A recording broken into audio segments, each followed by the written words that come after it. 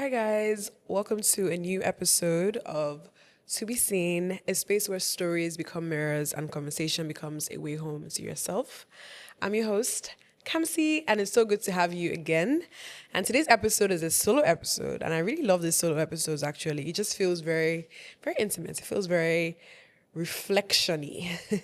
Just an opportunity for me to speak to you guys and just one-on-one reflection, share things that I'm learning, share things that I'm thinking about, pondering on, and and very interestingly, right? This particular episode, I was thinking about what I wanted this solo episode to be about because there's so many things that I could talk about, right? But then one thing that just kept on coming to my mind was like, I want to reflect on my 20s. I want to reflect on my 20s. I want to reflect on my 20s. So this is the last year of my 20s. And, it's crazy because I don't even know where the time has gone. I remember turning 20 and to think that I'm going to be, turning 30 soon. It's crazy to me. And, I look at aging with like, of course, like it's a blessing. It's a blessing to get older and all of that, right? But if for so long in your life, like maybe like when you're in your teenage years, you were thinking about your 20s, your 20s, there's a grief definitely that comes with leaving your 20s, right? But at the same time, it's leaving it behind in a good way in the sense that like, you've learned so much, there's so much to take into your 30s, and your 30s are going to be, you're going to be better than your 20s because you have more common sense. Let's put it like that. You have more common sense. You know yourself more. You've learned so much about you, who you are, your values, what matters to you, what does not, you've unlearned some toxic behaviors, some patterns, all of that, right? And so to be very honest, like I, as a 29-year-old, as of the time of recording this video, I recently turned 29, very recently. So I don't miss my early 20s oh my gosh, no way. No way. I don't miss my early 20s. I don't even miss my mid 20s. I love being older. I love being older because I feel like every single year I'm learning so much about myself, about the world, about life, and it's changing the way in which I'm just existing and living my life because I know what I want more than ever, right? And so I love getting older, but at the same time there's also a sense of like, oh my gosh, 30 is like, when did I become an adult? Like, when did I become this? Even my mom the other day, I was talking to my mom about like, oh my gosh, mom, I'm turning 30 this year. Like, she's like, how are you turning 30 this year? Like, this is crazy. Like, she still sees me like a girl. But yeah, it's grown. We're grown now. And grown means, more self-knowledge, more self-awareness, more honesty. I've grown so much. I'm so grateful with where I am in my life, in my career, in my marriage, I just feel like I've just never been more confident. I've never been more at home within myself. And I owe a lot of those learnings to the treacherous 20s. I think they call it that. But, I definitely had ups and downs, highs and lows, in 20s, as everyone does. And I think that, of course, in my 30s, I'm going to learn so much as well. But I wanted to use this episode just to reflect. I think that there's so much knowledge to be gained from other people's experiences. That is why this podcast even exists in the first place, right? Being able to see yourself in other people's stories also allows you to even see what's possible for you, allows you to grow, reflect, understand yourself better, have some language for your own becoming. And so I love watching other people talking about like, oh, this is what I learned in my 20s, this is what I learned in my 30s, this is what I learned in my 40s even. Like I love seeing that. I love hearing other people's perspectives and their own learnings, right? And I think that we all have individual, very unique journeys and it's going to look different for each person. But I've had a very interesting 20s, I had a very interesting time in my 20s and I love the person that I'm becoming. And so I wanted this episode just to reflect, things that I'm learning in my 20s, but I wanted to do it in a different way. So instead of just like maybe writing a bunch of 29 things I've learned by 29, no, I wanted to do something a little bit different. So I wanted to address the internet's most asked questions from 20-year-olds. So the questions that 20-year-olds ask the most, according to Google, according to the internet anyways, I'm sure that there are a lot of questions. I saw a lot of questions and I just picked like about 8 or 9, I think. Yeah, about 8 questions that I'm going to answer on this episode, on just speaking on different things, from friendships to people pleasing to comparison. I just found the questions very interesting. I think that's going to resonate with some people watching this. And so yeah, let's get right into it. So I have my questions here. So I'm going to be asking them one at a time. So the first question here is a question that it's very, very, very, very common in the 20s for sure. Is it normal to feel lost in your 20s? So I didn't think, I wrote these questions down. Obviously I selected them, but I didn't think about my answers because I wanted my answers to just come from my heart. I didn't want it to be scripted in any way. I mean, I don't like this podcast to be scripted anyways. So I wanted to just speak from my heart. And so yeah, is it normal to feel lost in your 20s? I think the correct question is it normal to not feel lost in your 20s, right? Because if you're not lost in your 20s, why would you be lost? Is it going to be in your 40s? Is it going to be, in different points in your life, you can go through a feeling of like feeling lost, or just feeling like having like an internal crisis. It's not a respecter of age, so to speak, but in your 20s, it is extremely normal and expected to feel lost in your 20s. In fact, this reminds me of something.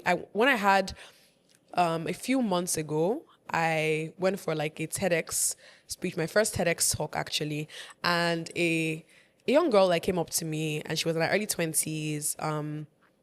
I want to believe early 20s, or maybe like late teens, like maybe like 19, 18, I'm not sure. But I know that she said she was in her third year of university. And like Nigeria, it really depends on when you started going to uni, and also not sure her age. But I know that most likely early 20s, probably like 20 or so.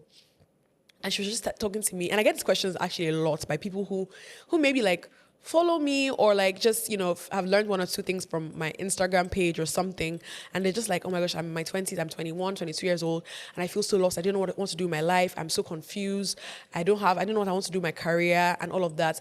And the first thing I tell them, and the first thing I told her is, it is very normal to feel this way in your 20s. My sister, it is very normal. My brother, it is very normal, because in fact, I remember being in my early 20s and just feeling like I had no idea what I was doing in my life. I had no idea what I wanted to do in my life. They had no clarity on what I wanted to pursue in my career. I mean, I had inklings of things I was interested in, but I had not much idea of that, particularly very early in my 20s. And on this podcast, I talk about like my whole career journey and all of that. But, so there was definitely a lot of confusion, definitely a feeling of feeling lost, and not even just in my career or like, professional life, even like personal life, like just feeling like I didn't really understand myself, a grappling of identity, of understanding like, okay, who am I, and where does who am I start, and where does what other people have told me starts, like where does it end, where does the other begin, all those kind of questions, like what do I like, what do I value, what matters to me, what doesn't, right? And so I had a lot of questions, right, that I had in my 20s, my early 20s. I mean, questions never stop, definitely. I still have questions now, but did I feel lost in my early 20s? I definitely did. Did I feel lost in my 20s? I definitely did. I think it's normal. It happens. Is when it comes to, when you're trying to find out your place in the world, it's only normal for you to first try to confront or grapple with where you currently are, right? And it could be in your job, in your business, in your family, you feeling like the black sheep in your family, and just feel like you don't belong, or even friendships, and not really knowing like you've lost, your university friends are no longer your friends, that as you're not as close to them as anymore, right? And it's like, how do I find new friendship? I feel alone, just different. There are different ways to be lost in your 20s, but it's normal, right? It's part of the journey. It's part of discovering yourself, is part of knowing what matters to you, and it's part of being found. You cannot be found if you're not lost, right? And so a lot of times we talk about loss in such a way, particularly in our 20s, in such a way as though it doesn't birth becoming. It does birth becoming. It does birth being found,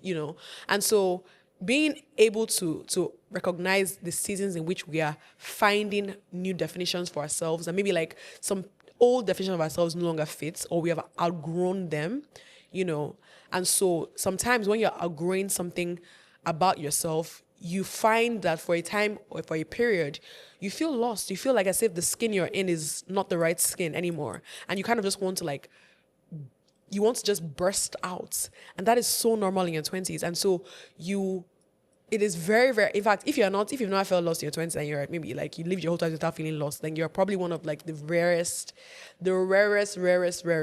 out there, because it's so normal. You know, you would feel lost, you would question things. But one thing I always say to myself is lean into the questions. It is in leaning into the questions that you actually find the answers that you seek, right? It's not from running away from them. And so sometimes you might not find the answers immediately, but the more you lean into the questions, right? You live in the questions, the clearer the answers become to you over time, right? And so being lost is not the end of the world. Being lost sometimes is really the prerequisite to actually being found. And so embrace that journey of adventure in your 20s, of finding yourself and finding your place in the world. And you know, it never ends. It never stops, right? But yeah, it's very normal. The second question is it okay to change who I thought I was going to be? I actually love this question. I think I also have an idea of where this question comes from, because from my own perspective, right, from my own, journey in my 20s, there was when I was like in my teenage years, right, when I was in secondary school or high school, I had an idea of what I wanted to do in my life and who I thought I was, right? And as I got older, those definitions were changed, right? I feel like in so many ways, I outgrew some ideals I had for myself. I outgrew some identities that I thought were mine, right? And so something I definitely learned in my 20s is you do not know yet who you will become. You think you know. And so sometimes you're so attached to who you think you are that you don't allow yourself to see who you can become. And what I mean by that is sometimes, like, you've always told yourself, like, all my life, like, this is my dream. My dream is to do this. And then you've realized that at some point in your life, this no longer feels like a dream that you have. And you're forcing yourself to still feel connected to that dream, because it's something that since I was a child, I've always thought about this. It's okay to evolve. In fact, it's normal to evolve. It's normal to feel like the person that I used to want to be, like, I no longer want to be that person. There are things that when I was younger, when I was like, in my teens or as a child, like I wanted for myself. And then, now if I had those things, I wouldn't be happy. I wouldn't have wanted, those things. One of them being that when I was younger, I used to think that I wanted to be, I think there was a point I wanted to be like a journalist. I wanted to be a lot of different things, right? I wanted to be a journalist, but I just thought, people always talk about how I like to talk, how I talk. And I'm like, oh, okay, talking, I should be a journalist. I can ask questions. Another time I was like lawyer, because I'm like talking. But then you realize that it's these definitions evolve, right? And who you are makes sense as you continue to walk this path of life. And then it's okay for you to tell yourself that, you know what, be honest with yourself. If you're honest with yourself, sometimes you can be able to tell when a part or a season of your life has actually ended. And sometimes what we are doing is actually holding on to a chapter of our life when we are supposed to turn the next page, and we're supposed to live a new life and a new like reality, right? And sometimes, what's holding us back from who we can become is who we think we are. We think we know ourselves. We think that, I'm this person, this is who I am, this is who I am. Sometimes those definitions of ourselves are borrowed from our parents, our friends, social media, what we see online, right? What people have told us we're supposed to do, just all of these things. And sometimes, like, what actually you find as you get older is that, do I like that? Do I care about that anymore? Does it still fit? Right? That one dress that's, you tell yourself like, oh my God, this is my dress. I love this dress so much. And for example, like me, when I was like in my early 20s, I was slimmer than I am right now, right? Don't get me wrong, I love how I look now, but I was slimmer than I am right now, right? And there was this particular, I used to have different dresses that I would always just like keep. And I'm like, oh my gosh, this dress is like my always, every season, like this dress is like, I always love how I look in it rather. And now I'm like, some of those dresses don't fit anymore. And they just don't look good on me, or they don't even zip up right? And that's how it feels as well sometimes with identities. Sometimes you outgrow old identities that you thought you would always, always, always wear, right? And it's okay for you to be like, you know what, like this used to be real and true to me, but it no longer fits. It no longer is, right? And that's okay. It's okay to evolve. It's okay to outgrow old identities and old definitions of yourself. That's part of growing up. And so yeah, it's definitely okay to change who you thought you would be. It's okay to change where you thought you would be, right? And it's okay to feel like, you know what, like that no longer aligns with the person I am right now, and embrace that. And also embrace. I remember I put out a video one time about it being okay to change. You know, we talk about change, and it's like we all want to grow, we all want to evolve. And then sometimes when people tell us that, oh, you have changed so much, we act as though it's a bad thing. Like, oh, like I don't want them to think I'm different, I'm changed. No, but you are changed, you are different, and it's okay to be different. It's okay if you have to reintroduce yourself to some people, because sometimes you are not that person anymore that they used to know you as. I think I saw this video from like, was it Tony Tones, and she was like that, oh, if you knew me in my early 20s or something like that you don't know me anymore. And I feel like I resonate with that to an extent. Like, I mean, I wouldn't say I'm completely different, but if people knew me in my early 20s and maybe, for example, don't know me now, I'm not that person. I'm not that girl anymore. Like, in a lot of ways, I'm very different. In a lot of ways, there's still, the essence of who I am is still the same. It hasn't changed. But I'm also very different. I am a lot more self-assured. I'm a lot less of a pushover. I'm a lot more content in who I am, right? I think in my early 20s, one thing I know that I struggled with is that I used to feel like I needed to shape shift to please people, right? And I needed to kind of like contort and bend myself into a definition or a version of myself that another person would like. I actually saw that question on this is people pleasing. So I'm going to talk about that a little bit later. But yeah, like, and now I'm just a lot more assured of myself. Like, I don't need as much validation as I did then. I mean, I'm not going to say I don't need any validation at all, because I think that we're all working on different bits of needing validation and all of that. I think everyone needs validation to an extent. There's nothing wrong with needing validation, like, you know, but it's about not living for validation, or not living from a place where you cannot move if you don't feel validated by another person, right? But of course, we always want to be validated by our partners, by our friends, by, you know, in different ways, right? It's not, validation is not bad in and of itself, but it's about how it's being used. But yeah, I think that answers that question. So it's definitely very okay to change who you thought you were going to be and continue to evolve. In fact, the person that you are seeing right now, Kamsi of today, in the next 10 years, I'm going to be a different Kamsi. And it doesn't mean that I'm going to be myself, right? Who I am is going to stay consistent, but like, I'm going to evolve. And in fact, like, sometimes when I don't even know, I can't even imagine what does 40-year-old Kamsi look like? What does she act? What does she spend her days doing? I don't know. And I'm excited to find out. And that's that, you know, all of that is part of growing up. So I love it. The third question here is, how did friendship change in your 20s? Oof. This is a good one. And I feel like at some points, I need to talk about friendship. Like, I need to actually talk about friendship, particularly like from a perspective of just like being a young adult and just like navigating friendships. It is completely different from when you're, for example, a teenager and you have friends that you see probably every day in your school, and you hang out with after school sometimes. You go to their house, they come to yours, you know, whatever that looks like. Friendship was a lot easier then because, first of all, we had less commitments, we had more time.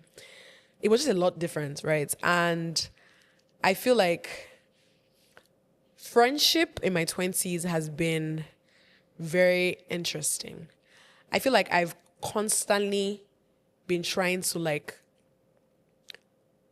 understand friendships, you know, in my 20s. And what I mean by understand is that, you know, there are a lot of lessons I've learned when it comes to friendships. One of them being that some people are not going to be in your life forever, and that's okay.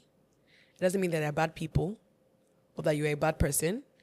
It just means that season that they were supposed to be your friend has ended. That season of friendship has ended, right? And it has served its purpose for a time and for a season, and it has ended, right? And sometimes it's not about, you know, trying to make sure that every single person that you've been friends with, you have to be friends with them forever, but it's that some friends are in and out of season. Some friends are for a season, and it's okay, right? And I'm not someone that believes in just like, oh, just cut people off, cut people off, cut people off. But there's some friendships that you see that this friendship is not actually in any way, it's probably even taking you back as opposed to all of you growing together, right? And I don't believe in a transactional friendship. In a friendships that are about you just trying to, oh, what can I get from this person? What can I get from that person? What can I get from this? Like, that is not friendship to me. I believe that friendships is choosing people and wanting to do life with people, seeing things that in that person that you want to continue to have in your life. And it doesn't have to be anything that is quote unquote, oh, money, business, whatever it is, but it's like you just like this person. You like this person and you choose to do life with them, and you have similar values, and you choose that person, and you also like organically connect with the person, right? Because that's also very big for me. Like, I believe that sometimes some friendships, some people are great on paper, but you just don't connect with them, and that's okay. But another thing I learned in friendship, I think that in my early 20s, I was just very much a once you're my friend forever. And I've learned the hard way that, not everyone's going to be a friend forever, and that's okay. Like, I'm definitely one of those people that I like to have the friends that's, particularly the close friends that I've always had, still be my friends. But then one thing is that some friendships, they change, they shape shift. Like, maybe you used to be very close friends and you're not as close anymore, and it's okay. You still have a lot of love for that person, but it's like, seasons have changed, and it's part of life. It's part of growth, part of evolution, right? So I think I've learned that. I've also learned that there are different kinds of friendships, because I think that I used to be the kind of person that used to feel like, I only really, really nurtured, and I'm still working on this, mind you, this particular thing, because I think that I have some work to do here, but I only nurtured the friendship that I felt like with this person, I feel like this is my close friend. But then there are different kinds of friendships. Like, you have friendships where they're like, it's more of like a social friendships. You hang out sometimes, you catch up sometimes, but it's not, then they're not intimately aware with everything that's happening in your life, and that's okay, right? You have work friendships, right, where it's like, okay, you have friendship that you get along with work, but it's not something that really, really like, evolves from there. You have church friendship, you have different friendship groups, rather, right? But then for me, I used to always feel like, like how many few people that I feel like my close friends, like those are my friends. Like, every other person is like, I don't have to put efforts into that. And I'm learning that, it's obviously the effort is not proportional, depending on how close you are with the person. You're going to put different level of effort to different kinds of friendships. But then you're supposed to also nurture the friendships that are your not as close ties, because that is part of life. Like, you cannot be an adult. I think growing up and as an adult is realizing that you have different types of friendships. Some are your inner circle, some are not, and that's okay, right? But then also recognizing that friendship is about quality and not about quantity. The older I've gotten, and I think that that's something that I've noticed even with some of like our parents, like as they're older and everything, or even like old people who are in their 40s, 50s, I always see that, right? And it's that they're super intentional about a specific number of people that they've considered like, their close friends. And then they focus on just like pouring and building those friendships, as opposed to trying to like spread themselves too thin and try to like, build and cultivate lots of relationships, right? I'm the kind of person, I think that there are people who I know who are able to like consistently have like, very, very close 30 friendships or whatever it is, and generally like they're actually close with these people. Like, I know some people, it sounds strange, but I know some people that they have 30 friends that they are very close to, each of them. Obviously there's some that they're closer to, but then they are very, very close, and they're putting the effort, they're seeing them, and all of that, they're calling, all of that. I do not have that capacity and bandwidth and that grace. Let's just say like that. That grace, I don't have it, because I just don't have that bandwidth, and it's okay, right? Everyone has their thing. And I've always noticed about myself is that I'm only able to keep a few close friendships, right? Because for me, like, friendship requires a lot of work, and I think it is definitely very like important, to recognize that first of all, because then if not, you might have a bunch of shallow relationships, right? And so, yeah, getting older, I realized that friendships require a lot of work. And so I have to determine that, okay, I'm willing to put in the amount of work that it takes for this number of people. And I'm not able to do that for everyone. And that's okay. And it's okay, like, to understand your capacity and your bandwidth, right? But at the same time, another thing that I've also learned is that you have to be so intentional about maintaining and nurturing friendships in your 20s, because it's not easy. One of the things I told myself, even like, recently, is that I want to be a better friend. I don't think I'm the best friend. I don't think, and this is me being very honest with myself, I don't think I'm the best friend. I don't think I'm the best at checking up. I don't think I'm the best at communicating. I don't think I'm the best at, letting you know what's happening in my life. I don't think I'm the best at just being as present as I would like to be. I think I get very, very sucked into my own world a lot of times. I try to be there for people. I try to be there when they call me to. I try to be there, all of that. But I feel like I can be better, right? And I think that the reason why that could also be is because, like, also this time in my life, we're so busy. Like, my last 3 years of my life, I've never been this busy in my life, right? And so it's been harder juggling friendships, every other thing that's happening in my life. But then it's important to me. Friendships are very important to me. I think that, of course, like, nurture relationship, for example, with my husband is very important to me. But I also am very, very, very, very big on friendships, particularly like friendships with girls, and building a community is so important to me, right? And so I've been trying to do a better job as being a friend, because friendship requires a lot of intentionality and just being there and being present and choosing people over and over and over again, right? And so that's what I've learned in my 20s. Like, definitely, quality over quantity, and then there are different types of friendships, and it doesn't have to last forever, and it's okay, right? I'm making peace with that realization, and just allowing myself to be a better friend. Something I love is that if you want to have a village, you have to be a villager,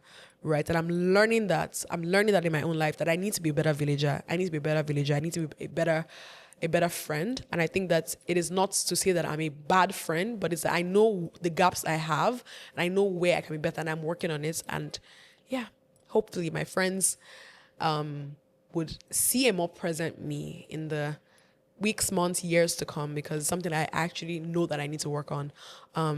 But I have amazing friends, and I'm so grateful to have people that I do. And I think that the beauty of my 20s is that I've come to find people who I really, really want to do life with, and I love them. I love them so much. So the fourth question here is, how do you deal with the pressure to have it all figured out? I mean, I think that the first thing, to be very honest, is to know and recognize that nobody on God's green earth has it all figured out. No single body. The quicker and the earlier you learn that lesson, the better for you, because you recognize that these people that you even look up to and you're like, wow, how does she do it all? There are a lot of things that she's also trying to figure out, right? But then she just keeps on showing up, and in her showing up, she's learning, she's evolving, she's getting better. So no one has it all figured out. But I also understand that this question is probably from a sense of feeling behind, right? Feeling behind and having the pressure of just feeling like, oh my gosh, I don't know what I'm doing in my life. It's something I always say is that, I always think really, is that for you to create a life that you want for yourself, you have to first of all get very, very honest on what that life even looks like, what that life looks like, and then what kind of person you need to be to create that life. And a lot of times there is a disconnect and there's a gap between the person, there's like this knowing doing gap, the person that we are right now, and the person that we know we need to be to become the person that we want to be, right? And I believe so much that life, everyone has the path that they're supposed to take. Some people are going to find, a lot of clarity in their early 20s. Some are going to find it in their late 20s. Some are going to find it in their early 40s. Some are going to find it in their 50s. There is no one size fits all formula, right? And so there's nothing like being behind. I generally don't think that there's anything like being behind. I think that you are on time for your own life as long as you are keyed into your own life, right? And so, yes, you can be behind, but you cannot be behind if you are locked into your own life. Now, I explain what I mean. So, you can be behind if you are just spending your life and your days just focused on what everyone else is doing. You know the things you have to do and you're not doing them. You're just, moving on quote unquote vibes, right? You can be behind that way. But I don't think you can be behind if you are paying attention and doing the things that are asked of you, the things that God is putting in your hearts to do, and He's asking you to do those things. And you might feel like you're even in a waiting season, but you're not behind, because you are doing what you're supposed to be doing at that time. You're doing what God is asking of you. You are doing what you're supposed to be doing. You're doing what is in your hand, right? And so in that time, then it could just be a thing of like divine timing. When it's your time, it's your time. When it's your season to experience this or experience that, it is your season, right? And so in that sense, that you cannot be behind of your own life, because the timeline is not known to anybody else but within your spirit. The blueprint is always within your own spirit, right? And so, that helps me to not ever feel any pressure of feeling like I have to have it all figured out, because I know that no one does, right? But it's by just doing what I believe that God is leading me to do. That has become my own personal mantra and my own personal way of being able to never feel pressured, because I feel like as long as I'm locked in with God, and what I mean is talking to God, in relationship with God, building a relationship with God, and just building that sense of allowing God to give me a sense of direction and directing my life. I never feel like I'm behind, or I never feel like I have to figure it all out, because I believe that God will direct me and God is going to order my steps. Even when I'm not even sure the steps to take, He's going to order them, right? And I really believe that. And so that is one of the ways that I would say that I've learned to not have any pressure, because I don't even feel like, I don't sit down and say I have a 5-year plan. I used to do that when I was in my early 20s. I don't do that anymore, because I have seen how you can have a plan and not a single thing or every plan comes to pass, right? But I've also seen how you can have no plan, but then you allow God to direct you, and He directs you, and your life in the 5 years is way better than you would have even planned, right? And so I choose the latter. So for me, honestly, from my own perspective here, what I've learned is to follow God, to follow the leading of God, what He's asking you to do. And a lot of times the answers that you seek are in the questions that you are avoiding, right? And also in the prayers that you are praying, that you're like, oh, where are the answers? Some of those answers are in the things that God has asked you to do. And it's like, you want to see the full picture, but then God is like, just take that step I asked you to take. And when you take that step, you would actually see that answer is behind the door. Right. And so I've learned that in my own life, genuinely, that as I just continue to just follow God and just do what He asked me to do, right? I might sometimes, being very honest, I might sometimes grumble, I might sometimes complain, I might sometimes even procrastinate those things, but I will do them. And I'm getting, the period of procrastination and grumbling has become smaller and smaller as I'm learning to trust God and just learning that God is working out a perfect plan for me, and His plan for me is better than my plan can ever be for myself, right? His plans for me are of good and not of evil, to give me an expected end. And so by trusting in that plan, I never feel like I have to have it all figured out, because I know the one who does. So, yeah. The fifth question here is, how do you balance ambition with rest without feeling lazy? I love this question, actually. I love this question because I'm definitely that ambition girly who believes so much in having a life that feels restful. I don't believe in burnouts. I don't believe in, and what I mean, I don't believe in burnout. I don't believe in, burnout is just part of life. You just have to get, you will burn out. Yeah, I mean, are there very difficult and busy seasons in my life? Yes, there are, right? But then, I don't believe that burnout is normal. I believe that if I'm burnt out, I need to do something about it, right? And so rest is something that I am very, very, very, very, very passionate about, right? And, rest is definitely an act of faith. I believe that so truly. Even for my last answer, if I believe that God is working things out for me, I believe that resting also means that I believe Him and I trust Him to work things out for me, right? But what is that balance? The balance for me has looked like being ambitious, one with a why. I'm not ambitious just for the sake of ambition, just because I'm like, I want to just keep on having more and more money and more this. I'm ambitious from a place of everything I desire for myself. There's a why to it. There's a why. Why do I care about this? Why do I want this? Is it just because of I'm supposed to want this? If so, then that's not a good enough reason, right? I need to know why. And I need to have that, now my whatever. So whatever I'm doing, my doing now becomes anchored in a why. There's a purpose to what I'm doing here, right?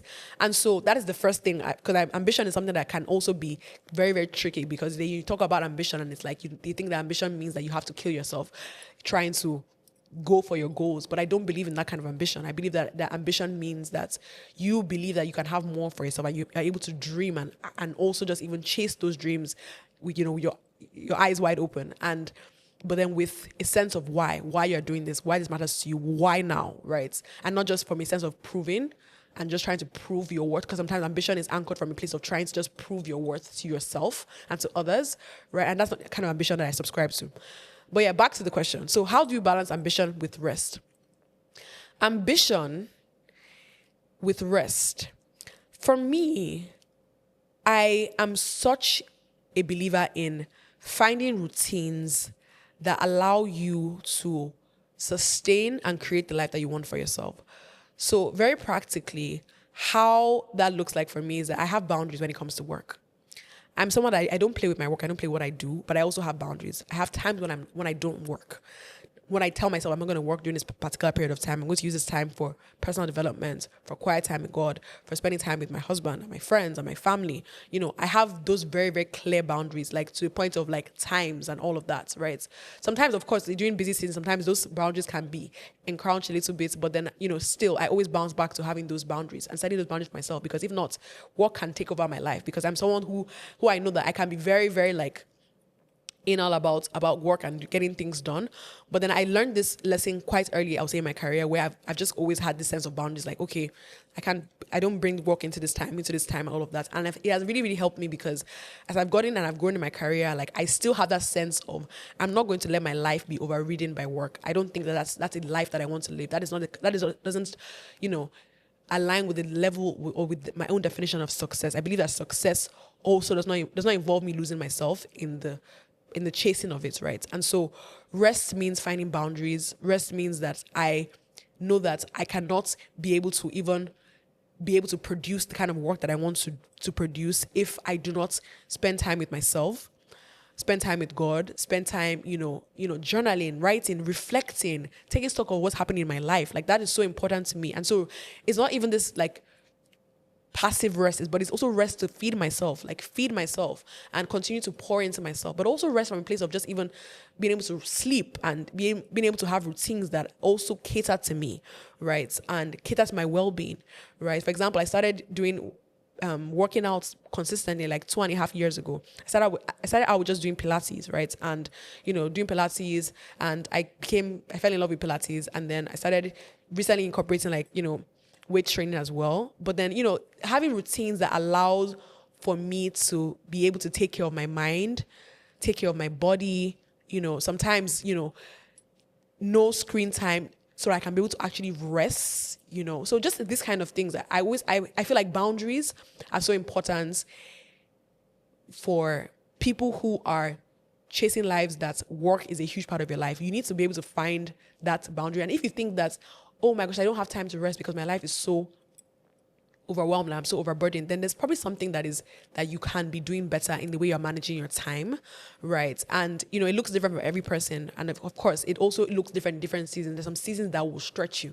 Some seasons that you'll not be able to rest as much as some other seasons. And I find that's happened. That definitely comes up in my life when I have busier seasons where, but then that's the beauty of life. Life is in seasons, right? There are some seasons where you have to rest more, where you can't afford to rest more. And then that allows you, when you now have more demanding seasons, you have more strength and more capacity to do that, right? I think about myself as a flower, where in different seasons I need different things, right? And so I make sure that when I'm not in one of those demanding seasons, I'm making intentional efforts to rest, right? And so I never ever think about rest as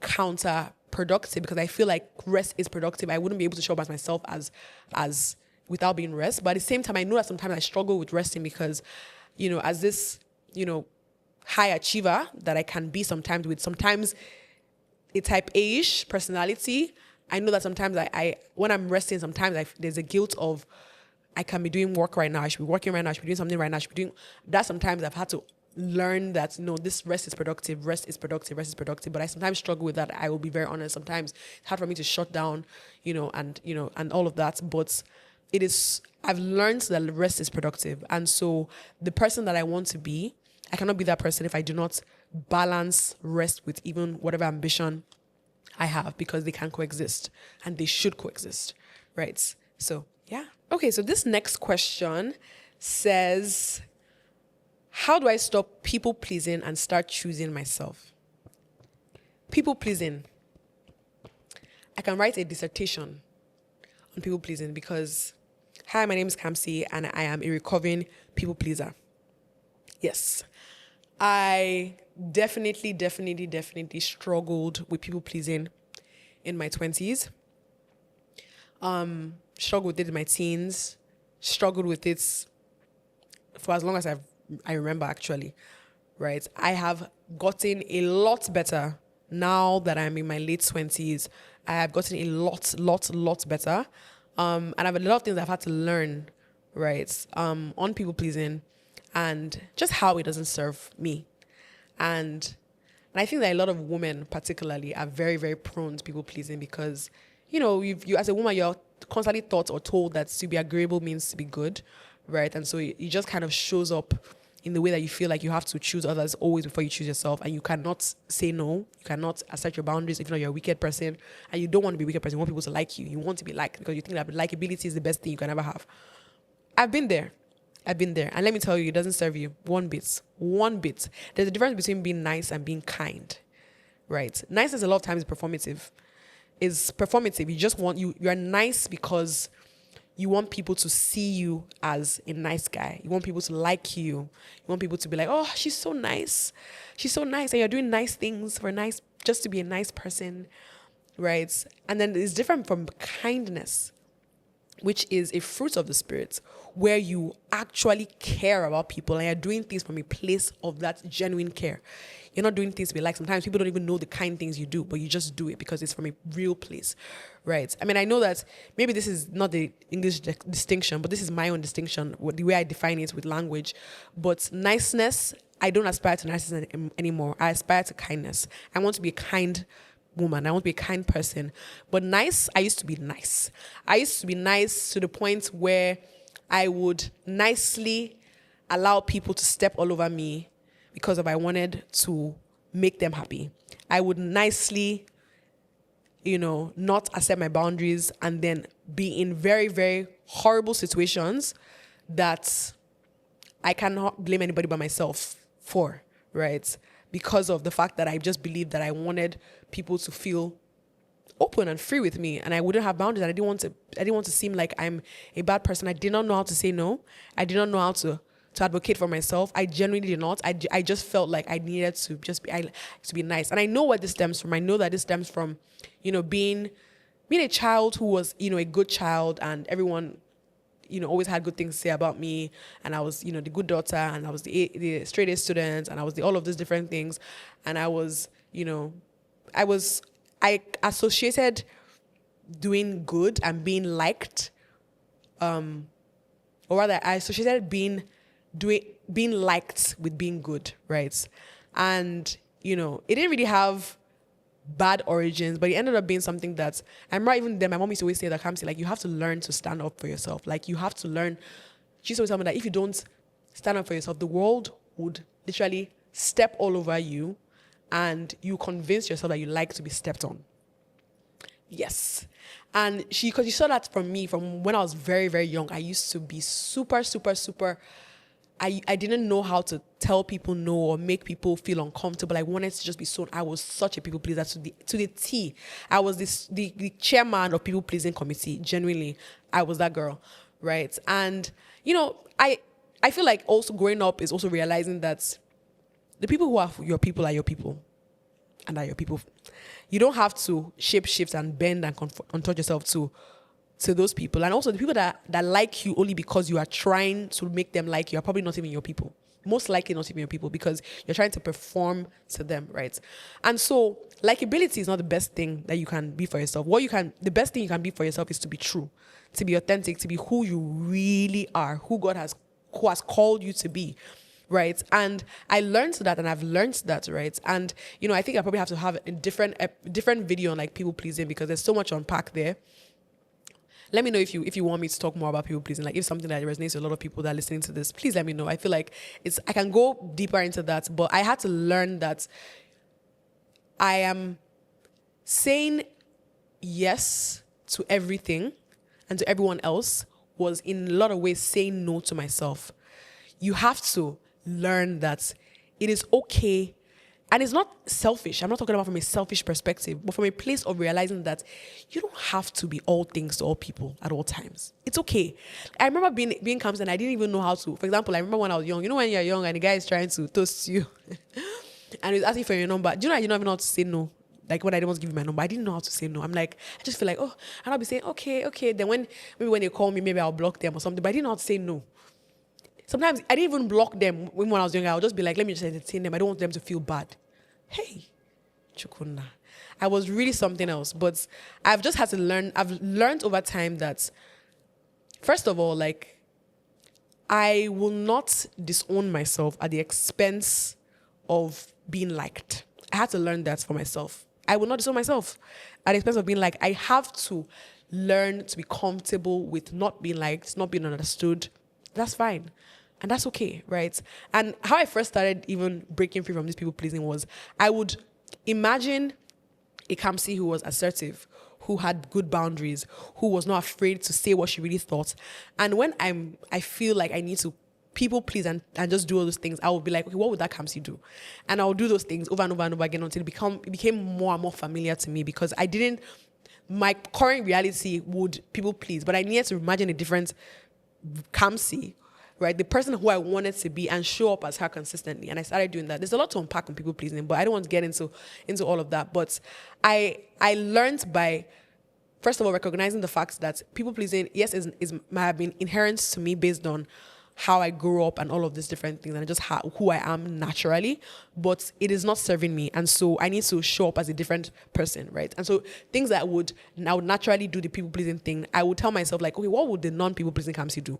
And I would do those things over and over and over again until it started becoming like a thing where I was like, oh, this is who I am right now. To the point where sometimes people say that, you know, Kamsi, she doesn't take rubbish show. Kamsi always talk about her boundaries. And I'm like, wow, that's how people see me now. That was not who I used to be at all, right? You know, I was not the boundaries girl. I wasn't at all. I didn't have boundaries. Who is her? Who is she? I've never heard of her ever. I was not that girl at all, but I've learned that you have to be that person to protect yourself, and also because of the fact that you are going to be the doormat for the world, and I'm not anybody's doormat, not anymore anyways. So yeah, I learned that by showing up as the person that I wanted to be and recognizing the fact that sometimes I'll have to do the opposite of what I actually want to do, because that's how you unlearn behaviors that feel natural to you, because anything that was learned can be unlearned.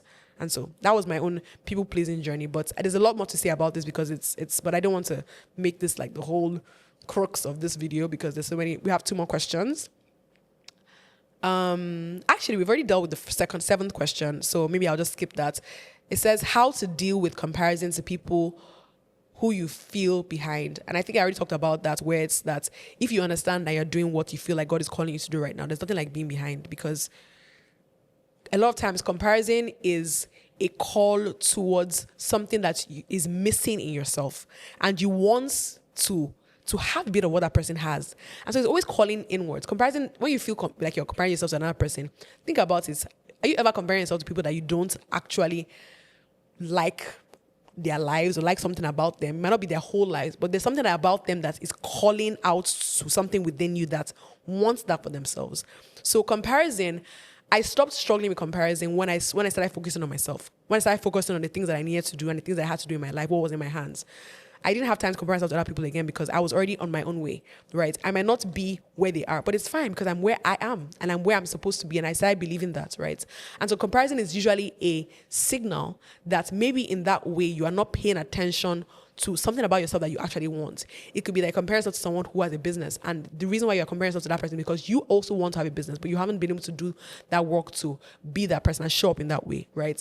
Or you're comparing yourself to someone who you feel like is so beautiful, but it's because you haven't done the work to accept yourself as who you are, right? No matter what you look like. And so yeah, comparison is usually a telltale sign that you have there's something about that person that is calling out something within you that tells you that you can be more and do more, right? And so when you feel like, when you're laser focused on your life and what you are doing, and you know that you're doing what you're supposed to do, the comparison fades away. It fades away because you are now focused on the mirror and who is in front of you, who you are seeing in front of the mirror, and you're every day in, day out, you're trying to be a better version of yourself as opposed to trying to be something you're not, So, yeah.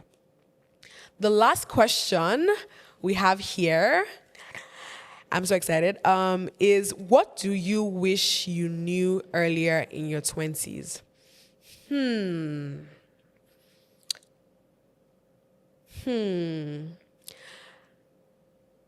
I think that in my early 20s, I'm trying to think about 20-year-old Kamsi right now.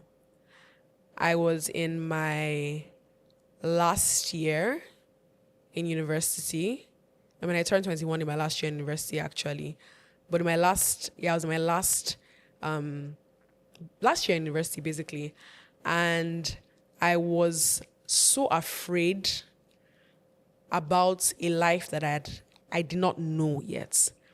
And I remember I used to have so much anxiety about starting my life and not being in university anymore, because for me, like, university was safe. Like, I understood what, like, the rules of the game. Like, okay, you come to class, you attend classes, you read your book, you pass your exams, and I had never really struggled with school. I'd always been someone who just did well in school. So it was like, I understood the game of university, but I didn't understand the game of life. And so I remember just being so anxious about, finishing university and going into the workforce and starting out my life. And I'm like, what if I'm just one of those people that is just good at school, but I don't actually end up being successful, or I don't end up having a good job. I used to have those crazy fears, and I'm like, I don't know what I want to do with my life. I don't know what I want to do with my life. I don't know what I want to do with my life. Like, what am I going to do with my life? I remember looking at my journal. I was looking at my journal from like when I was around 20 years old, and that journal was just filled with fear. Like, that was a fearful time in my life. I was just so afraid. And I think that what I wish I knew then that I know now is that clarity comes along the way. Like, as you move, things become clearer. As you move, mind you, not while you stay stationary. As you move, you might not have all the answers, but as you move, you learn things. You even learn from your mistakes. You learn from your perceived failures, because you're seeming failures, but because there's so much to learn from the things that you're not so good at, or the things that you don't do well at, because everything is a lesson in and of itself. And so I think I will give myself a lot more grace, because you do not know what you do not know. And the beauty of life is a continual journey of discovery. And there's so much that you learn about yourself, about your strengths, about love, about friendship, about relationships, about your own capacity and potential as you get older. And for the rest of your life, like, it just continues. It just continues. And I there's so much pressure I used to have on myself about having things all figured out. And it's funny because there's less pressure now that I'm older, and there's more stakes than then, right? But yeah, like, I would have given myself a lot more grace, because clarity comes along the way. There is so much that you would learn by walking. Something I say is like, a child doesn't learn how to walk by thinking about what it means to walk. A child learns to walk by walking, and then stumbling, and then standing up and walking again. And that is really the story of my 20s. Like, I learned, I walked, I crawled, I stumbled, I walked, I crawled, I stumbled. At some point, I started running, jogging, and it just continues that way. And I'm grateful for all the lessons. And I now understand when people say, like, I don't have any regrets. Like, because at the end of the day, I also don't regret that I was that person, because that person pushed me towards becoming the Kamsi that I am today, because she had a lot of questions. She had a lot of potential that she felt like was untapped, and she wanted to do those things, right? And there's still so much that I'm yet to uncover and, reach, right? But there's so much trust that I have in my God, and also in myself, because I've learned that trusting God doesn't also mean not trusting yourself. Trusting God also means trusting who He is in you, right? And yeah, that's something. And another thing I'll definitely say is that your relationship with God should be your number one priority. If you spend time with God and really develop and nurture a good relationship with God, honestly, every other thing follows after that. Seek first the kingdom of righteousness, and all other things added to you as well. I feel like that's something I've learned, in that no matter what I do in work, no matter what I do in my life, no matter what I do in anything I do in my life right now, relationships, all of that, it still always comes back to God. It always comes back to what I'm learning. It always comes back to how I see myself through the lens of my Father, right? And just, it has helped me to become more confident, to overcome imposter syndrome, to challenge myself to do things that I was afraid of, right? And you are never, ever, ever lost for long if you allow yourself to be found in Christ and to found in God, right? And even if you go through phases when you are lost, He would always, always, always, always, always help you find your way back home, right? And even when you're lost, He's there with you, wading the waters and the confusion with you, right? And yeah, I feel like whoever is listening to this, and if you're in your early 20s, I promise you, it gets better. If you're having your mid-20s and you're still a bit in that it gets better. If you're in your late 20s and you're still like, I still feel like I don't have it figured out, it gets better. But don't put pressure on yourself to have it all figured out, right? Just if you can just focus on the next step and the next step and the next step and next step, and allow that to find your fulfillment in just following these steps, then clarity just continues to come along the way. And don't compare your journey to another person. Like, whatever happened in my own life, whatever happened in another person's life is going to look completely different from what is going to happen in your own life, right? And so there are people who, I remember when if I was talking about what I'm talking about right now, there are people who, at 21 years old, they became more successful than I can ever dream of. If I was comparing myself to them, like, where would I be right now? So that is just the beauty of life. We're on this endless journey of continually learning about ourselves. And my 20s has just been a beautiful, beautiful adventure that I'm almost sad to let go of, but I'm carrying all the lessons that I've learned in my 20s with me, and this grieving is normal for any season of life, but I'm excited about entering into my 30s, later on this year, and yeah, I'm very, very excited. So yeah, that comes to the end of today's podcast episode. I hope you guys enjoyed my reflections on the 20s. I'm going to leave you guys with a journal prompt as usual, just for you to reflect. And today's journal prompt is, what lesson do you feel like you keep on relearning? Very, very, very important question I want you to sit with. And I'll see you guys in my next episode. Love you. Bye.